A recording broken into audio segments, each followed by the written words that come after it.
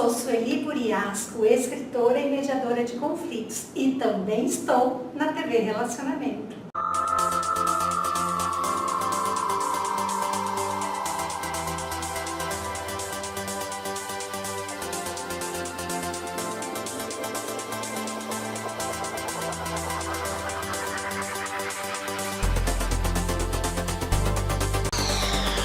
Sejam todos bem-vindos a mais um Momento ADM, onde a nossa única preocupação é fazer uma entrega de valor. E hoje, então, nós recebemos a professora doutora Silvana Sponton, que ela é mestre em Direito de Trabalho pela PUC, especialista em Direito do Trabalho e Relações Sociais pela Faculdade de Direito de São Bernardo do Campo, professora da Faculdade de Medicina do ABC, da Faculdade de Ciências e Saúde do IGESP, da Faculdade de Direito de Sorocaba e diversos cursos da ESA. É isso, doutora? Isso mesmo.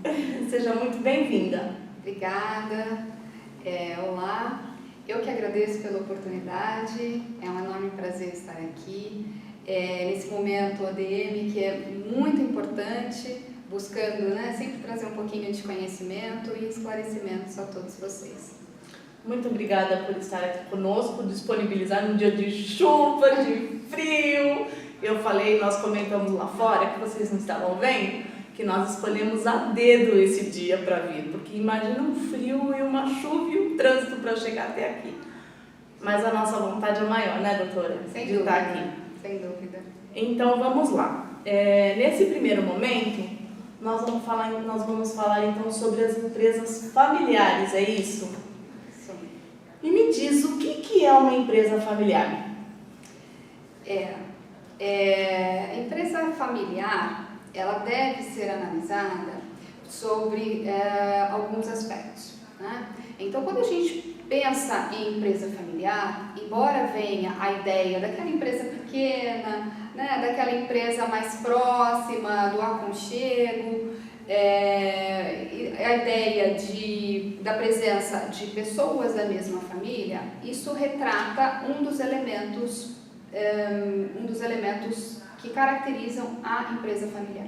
Né? Então, a empresa familiar, ela é caracterizada quando há, dentre os elementos, a presença da família, né, na gestão, na percentagem de controle, na participação, na cultura difundida pela família na empresa, né, na instituição. Então, são elementos que levam à caracterização da empresa familiar. Mas, embora, eu comentei sobre essa ideia de uma empresa pequena, isso não é necessariamente uma verdade, porque nós temos algumas empresas que são verdadeiras potências, né? Há empresas familiares, inclusive, que são, claro, as locais, mas temos também as regionais, temos as nacionais e até as multinacionais. E a potencialidade de uma empresa familiar, ela é facilmente revelada pelos seus números. As empresas familiares, elas integram uma estrutura econômica de um país e a estrutura econômica mundial. São responsáveis por milhares de empregos e por um faturamento que ultrapassa trilhões de dólares. Então, isso demonstra a importância das empresas familiares e o que elas representam para a estrutura econômica de um país. Temos aí como exemplo as holdings familiares, né? Sim, exatamente. São parte das potências. Exatamente. As empresas familiares, inclusive, já despertam uma linha de pesquisa, e de estudos próprios, dada a sua relevância e também as suas especificidades, as suas peculiaridades. E aqui ressaltando e complementando, para quem não sabe, as holdings fazem parte da administração, por isso, na sua própria essência, por isso a importância de estarmos colocando esse tema hoje aqui no Momento ADM. Partindo desse princípio que temos desde empresas pequenas, onde é mãe, filho, pai, na gestão da empresa, quais os problemas que a gente tem, quais os impactos disso na empresa, quais os impactos que podem ser causados na empresa, a gestão feita pela família desde a pequena até as potências. Excelente, né? A gente percebe que, antes, um passo anterior, é importante dizer que as empresas familiares são organizações como todas as demais e que seguem as diretrizes estabelecidas pelas respectivas normas no seu segmento de atuação, né? Mas a gente consegue identificar pontos similares no que tange aos problemas enfrentados. Então é possível identificar alguns elementos ou alguns pontos de conflitos ou de desafios, pontos de aperfeiçoamento, né, que são recorrentes em empresas familiares. Isso está muito atrelado à cultura, à própria cultura familiar. Por quê? Né? Porque na família nós temos o desenvolvimento ali de pessoas, cada um com a sua personalidade, aquele ambiente, né, onde as pessoas se desenvolvem, enfim. E a cultura familiar, ela auxilia no desenvolvimento também da personalidade de todos, né, de cada um. A empresa, por sua vez, possui ali a sua cultura própria, né, possui os seus objetivos econômicos próprios. E a grande questão é que muitas vezes há uma confusão, né? A família, ao exercer cargos executivos ou cargos de gestão, né? Cargos com influência, né, nas decisões da instituição, ela acaba levando essa cultura familiar para o ambiente institucional. E aí, então, há uma extensão do ambiente familiar nos setores, né, no ambiente institucional. Isso tem aspectos positivos, mas tem também aspectos catastróficos, né? E aí, é por esse motivo que precisa, então, é importante, né, que as empresas familiares, ao identificar isso, possam contratar, inclusive, uma consultoria especializada em áreas estratégicas da empresa, possam identificar para que a empresa tenha, então, a sua cultura própria, né? Possa construir os seus objetivos próprios voltados ao melhor comum da instituição, dos seus colaboradores e daqueles que estão ali gerindo. Então, nós temos, dentre esses problemas, né, inevitavelmente os conflitos. E os conflitos são inerentes à convivência humana, inclusive, né? Da insubordinação. Também, é verdade. E aí a gente tem esses conflitos que são considerados funcionais na medida em que trazem um debate de ideias, de propostas, de projetos, de melhorias. Então, esse conflito funcional, ele é favorável. O problema é quando se tem na empresa familiar que gerir a necessidade de um gerenciamento de conflitos familiares. Então, você sai de um ambiente onde se é necessário, né, gerenciar conflitos funcionais para o gerenciamento de conflitos familiares no ambiente institucional. E isso tem um reflexo negativo em relação a outros colaboradores, né? Quando a gente fala de uma empresa que possui outros colaboradores. Isso implica numa comunicação negativa. Essa comunicação negativa, ela gera, né, e se expande, se multiplica de uma forma muito rápida. Então, ela gera inimizade, adversidade, ela gera as guerras familiares, ela gera impactos que prejudicam demasiadamente os objetivos traçados. Então, esses são aspectos muito comuns e que precisam ser identificados em tempo, né? A gente tem ainda outras questões também importantes, né? Que é a confusão em relação às finanças, Não há uma separação ali entre as finanças, o que é pessoal, o que é patrimonial do que é patrimônio da instituição. Muitas vezes começa com um e daqui a pouco mais um, e se pode um, também pode o outro, e isso gera um problema, né? Perde-se a mão. E a gente tem ainda uma outra questão, que é a questão da liderança. Então, é a nomeação de líderes pautados na afetividade, na proximidade, e se ignora a necessidade de trabalhar, de preparar para as competências e as habilidades pessoais.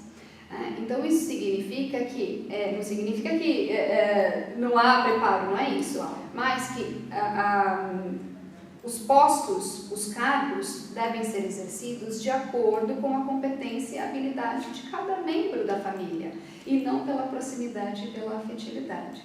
Então, se a gente tem na gestão por afetividade um problema, a gente tem também a gestão, né, esse gerenciamento de conflitos, que é um gerenciamento disfuncional, como algo também extremamente negativo. Na verdade, então, a conclusão que a gente chega, e me corrija se eu estiver errada, é você identificar qual é o conflito que você está tendo, se é um conflito técnico ou se é um conflito de afinidade.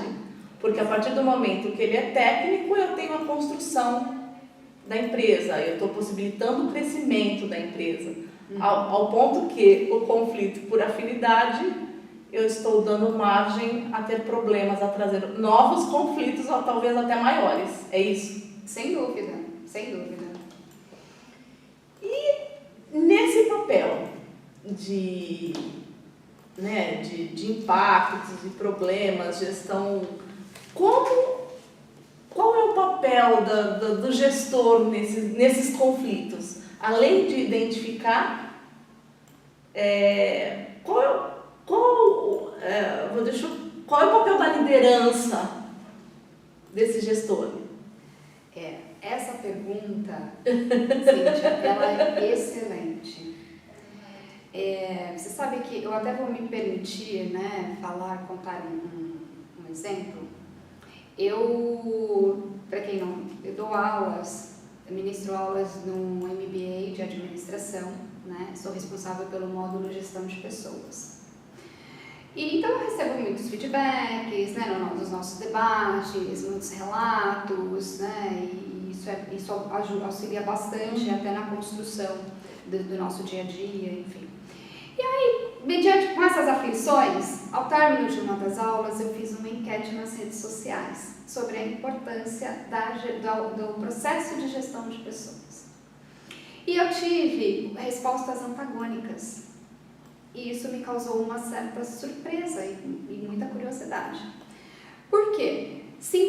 Numa rede social, 100% das respostas confirmaram a importância do processo de gestão de pessoas na obtenção dos resultados institucionais. Né?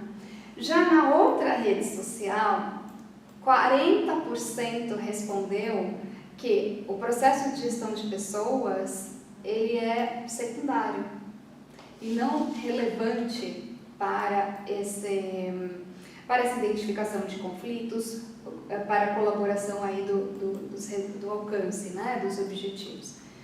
E isso vai ao encontro dos relatos recebidos no decorrer das aulas. Né? Então, a importância do processo de gestão de pessoas e a capacitação da liderança passa também pela necessidade de conscientização. Né? A partir do momento que se tem essa conscientização, fica mais fácil, inclusive, operacionalizá-la. Né? Então, e por que isso? Porque a liderança exerce um papel fundamental. Só que essa liderança precisa ser capacitada, ela precisa ser treinada. A gente diz, inclusive, a teoria da administração, né, diz, inclusive, que há aspectos que devem ser analisados. Né? E os indivíduos, os líderes, precisam ter competências e habilidades. Né? E elas precisam ser treinadas. Então, e cabe ao processo de gestão de pessoas identificar. Cabe a ele disponibilizar os instrumentos necessários, cabe a ele implantar mecanismos de avaliação de desempenho, né? A avaliação de todo o processo quando necessário, reavaliação de todo esse sistema. Cabe a ele também identificar os pontos de conflito. Então, trata-se de um processo extremamente necessário e importante à estrutura da empresa. Faz parte das questões estratégicas, dos pontos estratégicos da empresa. Eu ouso até dizer que o processo de gestão de pessoas ele é tão vital quanto a consultoria preventiva, porque a consultoria preventiva que vai auxiliar, inclusive, dando subsídios ali sobre os limites legais de atuação. Então, essa comunicação multissetorial, essa comunicação entre os profissionais, é extremamente importante para que as demais áreas possam estar atentas, possam identificar e possam ter um banco de talentos qualificado. Por quê? Porque o banco de talentos retrata a excelência que essa instituição pretende, a excelência que ela busca. E os resultados, a produtividade, passa por essa capacitação. E os líderes, eles exercem então, um papel essencial, fundamental nessa mobilização, nas técnicas para motivação, nas campanhas, na comunicação, na forma de se comunicar, a comunicação positiva. Então, tudo isso faz parte de um processo de gestão eficiente. Hoje, os líderes, eles já precisam, os líderes modernos, quando a gente fala sobre essa modernização, é preciso que eles tenham as competências soft, hard skills, são competências ligadas a questões pessoais, e também as competências técnicas. Então, são aspectos que fazem parte do que a gente chama de processo de gestão de pessoas. E ele é essencial para o desenvolvimento e para o crescimento e para o alcance aí das metas. O que eu vejo é que com a chegada da tecnologia e até dessa nova geração, cada vez mais o planejamento estratégico tem que estar presente para estabelecimento de perfis dentro de uma instituição e até porque para a gente aproveitar exatamente as capacidades, aí a fim de alcançar a eficiência. Exatamente. Enfim, acho que é um caminho sem volta. Do mesmo modo que a tecnologia, até por conta de tudo que a gente tem visto em termos de capacidades, não tem mais como ficar num estágio, a empresa ser uma empresa primária. Claro, devido às proporções do tamanho da empresa, mas daqui por diante, quando eu falo da época, da era era tecnológica que nós estamos, eu acho que não tem mais como a gente brincar de ser empresário, brincar de ser profissional. Cada vez mais a profissão ela nos exige estudar, adquirir capacidade e ser eficiente. Sim. Porque se nós não formos, o outro será. Sim, a competitividade. A competitividade. Sim, perfeito. Não, e até complementando, a gente tem exatamente isso. Uma empresa ela nasce pequena, Sim. Mas os números, eles mostram que ela pode se tornar uma potência. E essa potência depende da gestão. E a gestão passa pela gestão das relações humanas. Isso. As relações humanas, embora a gente tenha toda a tecnologia apoiando, as relações humanas não deixaram de ser essenciais. Então, é preciso ter atenção a isso também. E como você frisou de forma excepcional, sim, é preciso olhar para as capacidades e competências de cada um.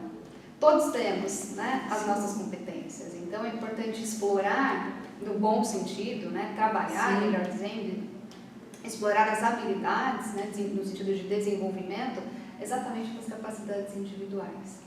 Porque às vezes todos temos, como você disse, mas às vezes ela está no lugar errado. Exatamente. É o perfil, né? É. Tá. Diante de todo essa explanação que você fez da empresa pequenininha, enquanto a potência, gestão de pessoas, líder, né? Como é que fica? Quais são os impactos jurídicos positivos e negativos de uma empresa familiar? É importante, né? Porque tudo isso que a gente está dizendo aqui deságua em efeitos jurídicos. Né? Então, assim como ela pode ser uma potência, quando essa gestão tem falhas, quando essa engrenagem ela não funciona, né? Aí a gente tem as catástrofes acontecendo. Né? A gente tem esses pontos negativos, vamos colocar assim, eles têm alguns graus. Né? Então, tanto pode ter aí impactos de menor escala, como impactos de larga escala. Isso significa dizer que alguns impactos são passíveis de reajustes e outros talvez não.